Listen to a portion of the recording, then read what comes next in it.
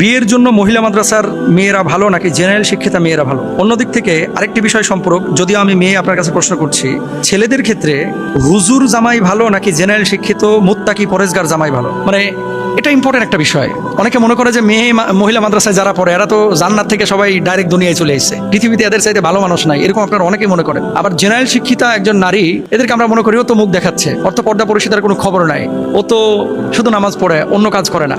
দেখেন, দিন মানা এটা হচ্ছে আপেক্ষিক বিষয়। নবীজি সাল্লাল্লাহু আলাইহি ওয়াসাল্লামকে জিজ্ঞেস করা হয়েছিল, মা মানাত তাকওয়া, আল্লাহ ভীরুতা এটা কি, তাকওয়াটা কি? আল্লাহ হাবিব সাল্লাল্লাহু আলাইহি ওয়াসাল্লাম মুখে জবাব দেন নাই, জবাব দিয়েছেন আঙ্গুল তুলে, ইশারা করেছেন হৃদয়ের দিকে। তাকওয়া হা হোনা, তাকওয়ার জায়গা হচ্ছে হৃদয়। এখন আপনি মহিলা মাদ্রাসার মেয়ে বিয়ে করবেন নাকি জেনারেল শিক্ষিতা মেয়ে বিয়ে করবেন? নবীজি বলেছেন, তুনকাহুল মারআতু লিআরবাইন, লিমা লিহা, মেয়ের সম্পদ আছে কিনা এর জন্য তাকে বিয়ে করা হয়, অলি জামালিহা, মেয়ের সৌন্দর্য আছে কিনা, অলি হাসাবিহা, মেয়ের বংশমর্যাদা কেমন, অলি দ্বীনিহা, মেয়ের দিনদারিতা কেমন। এখন মহিলা মাদ্রাসায় একটা মেয়ে পড়ছে, তার ভিতরে যদি এই চারটা বিষয় থাকে, চোখ বন্ধ করে তাকে বিয়ে করেন। চেহারা খারাপ হতে পারে, মোটা হতে পারে, অথবা দেখতে অসুন্দর হতে পারে, বংশমর্যাদা একটু কম হতে পারে, কিন্তু দিনদারিতা 100 একে চোখ বন্ধ করে বিয়ে করে ফেলেন। এখন আপনি বলেন, অনেক মেয়েরা আছে না মহিলা মাদ্রাসায়, যারা রান্না বান্না পারে না, যারা দিন ঠিক মতো মানে না, যারা ঠিক মতো নামাজ পড়ে না, আল্লাহর বিধিবিধানগুলো ঠিক মতো মানছে না, এরা অন্যান্য আওয়ামদের মতো টিকটক করে বেড়াচ্ছে। এখন তো মাশাআল্লাহ কত জায়গায় দেখা যাচ্ছে হিজাবি গ্রুপ, অমুক গ্রুপ, তমক গ্রুপ, ওই ড্যান্সও করে, ভুংভাঙও করে। এর সবচেয়ে নিকৃষ্ট এগুলা। পর্দা করলে পর্দার মতো পর্দা করো, তোমার গাইডটা তুমি ঠিক রাখো। একদিকে পর্দা করতেছো, আরেকদিকে বারবার খালি হাত বাইর করে দেখাচ্ছ, আরেকদিকে তোমার আইফোন আছে, এই জন্য বারবার সবসময় এইভাবে ডিসপ্লে করতেছো, এরকম অনেকে আছে। এগুলোর ভিতরে গায়রত থাকে না।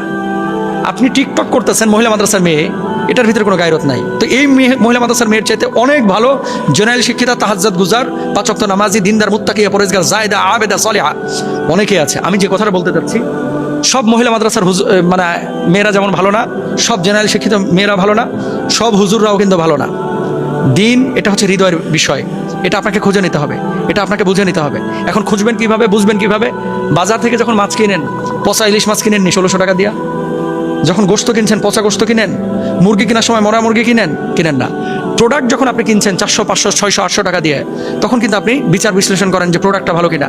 আর আপনি আপনার লাইফ পার্টনার বানাবেন একজনকে, এটা আপনি মোটেও দেখভাল করলেন না, আপনি চিন্তা করলেন না যে এর ভিতরে দিন আছে কিনা, এর ভিতরে রেসপন্সিবিলিটি, দায়িত্ববোধ, রেসপেক্ট, এই বিষয়গুলো তার ভিতরে আছে কিনা।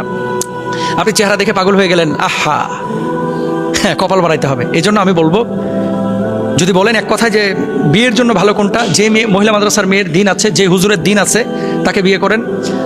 হাজার হাজার হুজুরের চাইতে, হাজার হাজার মহিলা মাদ্রাসার মেয়ের চাইতে অনেক শত মানে জেনারেল শিক্ষিত মানুষ আছে যারা অনেক বেশি দিনদার। এই জন্য দিন কার ভিতরে আছে তাকে দেখে আপনি বিয়ে শাদী কাকে করবেন এটা আপনি খেয়াল করবেন ইনশাআল্লাহ। যার ভিতরে দিন আছে তাকে আপনি বিয়ে করেন। আর সব পর্দা